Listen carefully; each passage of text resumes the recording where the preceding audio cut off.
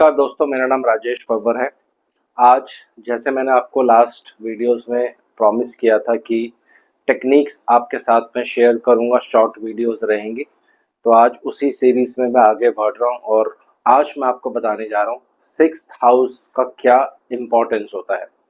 सारा यहाँ पे शेयर नहीं करूंगा, बेसिक आपके साथ टेक्निक में शेयर कर दूंगा, उसके बाद इसको आप अलग अलग चार्ट्स पे प्रैक्टिस कर सकते हैं। तो भगवान गणेश जी और भगवान शनिदेव से आराधना करूंगा सबके घर में सुख और शांति बनाए रखें।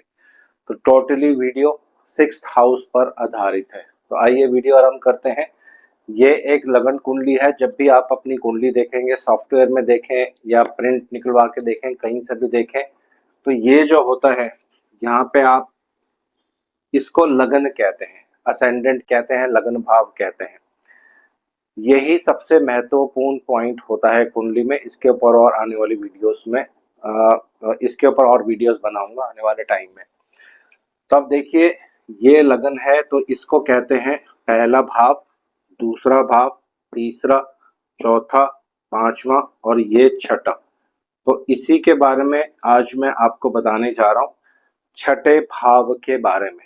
सिक्स्थ हाउस जो होता है ये आपको ऑब्स्ट्रक्शंस देता है। सिक्स्थ हाउस ऑब्स्ट्रक्शंस का है और भी बहुत चीजों को इंडिकेट करता है। रोग का है, एक्सीडेंट्स का है, आपके सर्वेंट्स का है, लोन्स का है, कर्जे का है, मम्मी के साइड के जो ब्रदर्स होते हैं उनका है, बहुत सारी चीजों को इंडिकेट करता है। आपकी जॉब का है, सेकंड मैरिज का भी है।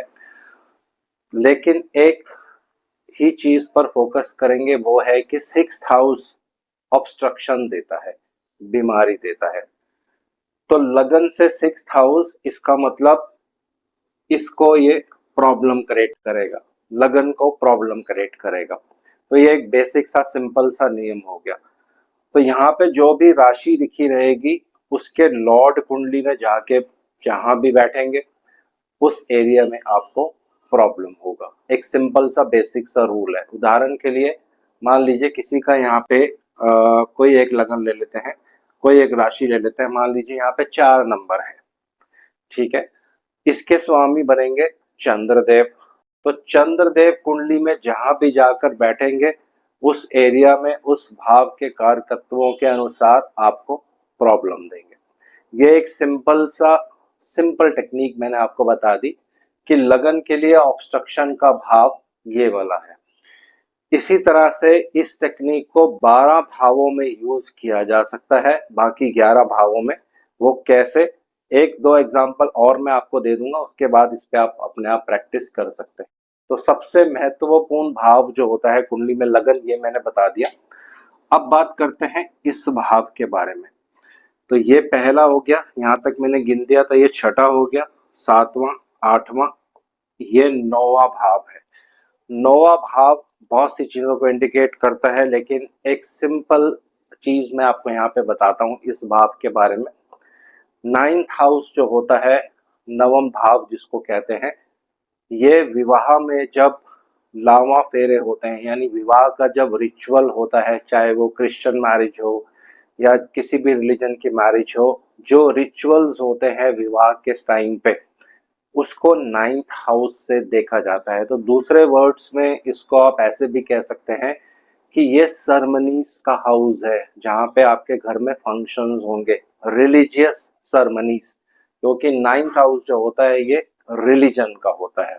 तो रिलीजियस सरमनीज जब भी आपके घर में होंगी उसमें नाइन्थ हाउस का बहुत ज्यादा रोल होता है।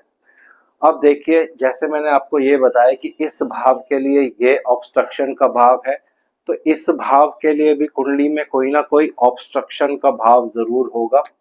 तो यहाँ पे आप उंगली रखेंगे, यहाँ से जो सिक्स्थ हाउस होगा, 1 2 3 4 5 6, यानी इस भाव के लिए, नवम भाव के लिए ये वाला जो भाव है, ये वाला जो भाव है, ये द्वितीय भाव होता है कुंडली में, दूसरा भाव। ये पहला भाव है तो ये दूसरा भाव है, लेकिन इस भाव के लिए ये छठा भाव है। तो अगर इस भाव में मेलेफिक ग्रह होंगे, उदाहरण के लिए आप मान लीजिए यहाँ पे लिख देते हैं, अगर केतु देव है, सिर्फ मैं उदाहरण ले रहा हूं, तो इस वाले भाव के लिए केतु देव ऑब्स्ट्रक्शन पैदा कर सकते हैं। फिर आपको थर्ड स्टेप में ये भी देखना है कौन सी राशि वहां पे है, उसको लेकर भी आप प्रेडिक्शंस कर सकते हैं। लेकिन एक सिंपल वे में चलते हैं। तो अगर यहाँ केतु देव होंगे तो जब भी आपके घर में कोई मैरिज सेरेमनी या फंक्शंस होगा तो ये केतु देव ऑब्स्ट्रक्शन देने वाले हैं। केतु देव प्रॉब्लम करते हैं, लड़ाई झगड़ा कर सकते हैं। तो इसी तरह से अलग अलग ग्रह यहाँ पे अपना अपना रोल प्ले करेंगे। यहाँ मंगल भी हो सकते हैं, यहाँ शनि भी हो सकते हैं, यहाँ राहु, शुक्र, बुध, कोई भी ग्रह हो सकता है। तो हर ग्रह के कारकत्व के अनुसार आपको चीजों को एनालाइज करना है। ज्यादातर नेगेटिव ग्रह जब रहते हैं तो प्रॉब्लम क्रिएटर बन जाते हैं, लेकिन शुभ ग्रह भी आपको प्रॉब्लम दे देते हैं। लेकिन वो जो प्रॉब्लम होगी वो लिमिटेड समय के लिए होती है, फिर वो ठीक हो जाती है। तो सारा यहाँ पे डिटेल्स में मैं कवर नहीं कर रहा हूँ, क्योंकि सिर्फ मैं टेक्निक शेयर कर रहा हूँ आपके साथ। अब एक और भाव लेते हैं, उदाहरण के लिए इस भाव की बात करते हैं, ये वाला भाव। तो ये वाला भाव जो होता है कुंडली में तीसरा भाव होता है, पहला, दूसरा, तीसरा। अब इस भाव के लिए भी कुंडली में कोई ना कोई ऑब्स्ट्रक्शन का भाव जरूर होगा। इस भाव के लिए कोई भाग्य भाव जरूर होगा। इस भाव के लिए किसी तरह से लॉस का भाव भी कोई होगा। तो इस पे आने वाले टाइम में मैं वीडियोस और बनाऊंगा, लेकिन आज सिर्फ एक ही टॉपिक है। तो यहाँ पे हम उंगली रखेंगे, इस भाव से छठा भाव कौन सा है, 1 2 3 4 5 6। तो ये वाला भाव जो है, ये वाला भाव जो है इसको अष्टम भाव कहते हैं। 1 2 3 4 5 6 7 8।